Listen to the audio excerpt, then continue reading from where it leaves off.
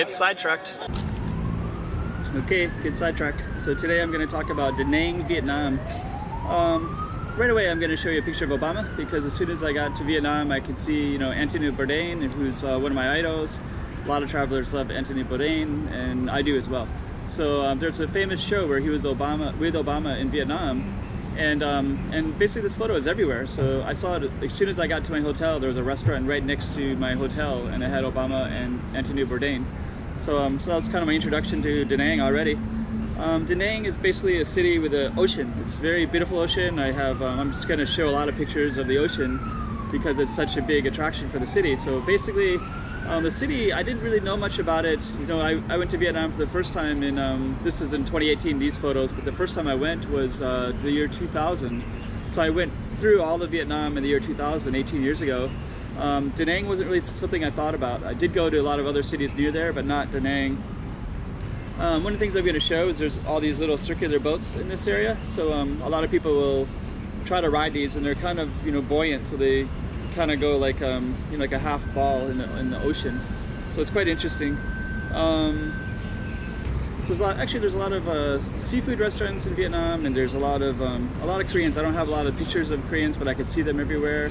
I went to some restaurants that had a lot of Korean people as well. So the tourism is more Korean, and it's also a few people like me.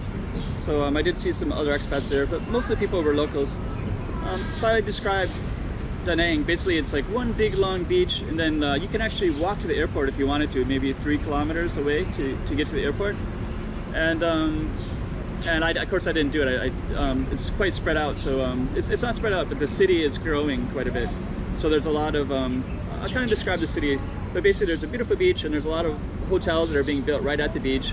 And then you go inland a little bit, and there's like some beautiful bridges and a river that goes through not too far away. I'll show the map, so the map, it'll make more sense. But basically in this little sliver between the river and the ocean, that place is booming. So I think that place is going to be probably like a little Manhattan maybe in 20 years from now, but it's not anywhere near that now, but I can see that's where it's going. And it's actually like such a beautiful place for tourism, because you basically have this miles and miles and miles of endless beaches, both directions. I don't even know where they would stop, but they definitely go through the whole city.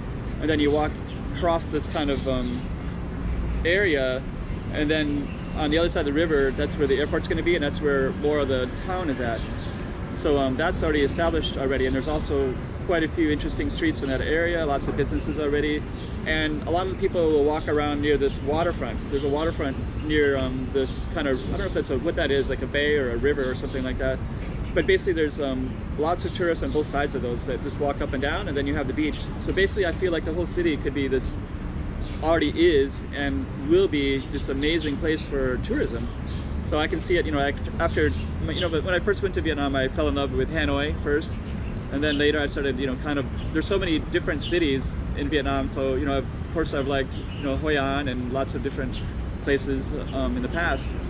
But now I can see that maybe Danang might be something that I might be interested in. I wouldn't want to live there right now, but maybe someday, 20 years from now, it could be an amazing place to live. Anyways, I'm just going to show some pictures of it. You can see at the beach there's lots of events, there's lots of Vietnamese that are doing things. So lots of things are organized here for the locals, and maybe even from other people throughout Vietnam, since it's quite central to everything. And the central Vietnam part is actually quite interesting anyway. So you have a lot of population in Hanoi and Saigon, but there's also quite a bit, and it's kind of spread out in lots of different towns in the middle part of Vietnam, as you can see in this picture of the big circle around this part of Vietnam. Anyways, just kind of enjoy the pictures, and I hope you, if you're interested in Danang, just maybe shoot back some comments, and I can maybe be more specific about different things. Okay, alright, this is Get Sidetracked, and today we've been talking about Danang in Vietnam. Alright, so this is Get Sidetracked. If you like this channel, please subscribe.